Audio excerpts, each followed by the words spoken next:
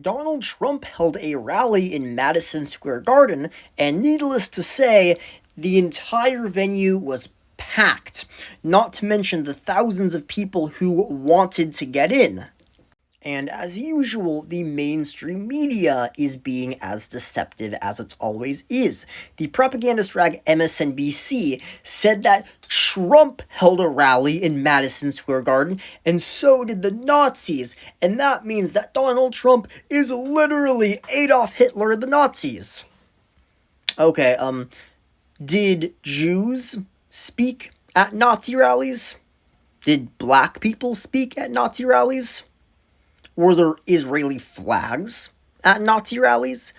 Obviously, there isn't. Not to mention that the Nazis is a political party that doesn't even exist anymore. That would be as ridiculous as saying, you must be part of the Whig Party. Though, as I'm saying this, I'm realizing that the Democrats are historically illiterate, so they probably don't know what that means or anything about old US history. But just for fun, let's hold the Democrats to their own standards. According to the rules that the Democrats made, you are not allowed to have an event in Madison Square Garden because the Nazis held an event. Okay, let's put that logic to the test. In 1992, Bill Clinton had his inauguration in Madison Square Garden.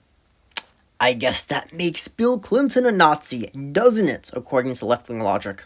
Not to mention the left's beloved Franklin D. Roosevelt also spoke at Madison Square Garden. So did John F. Kennedy and his wife Jackie. So did George W. Bush.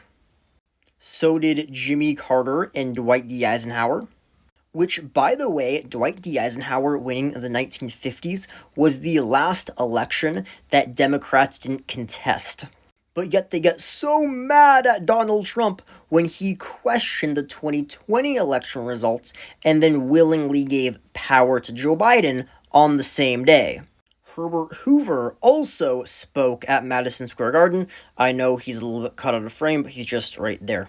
So, yeah, according to the left's line of logic, all of those people are Nazis.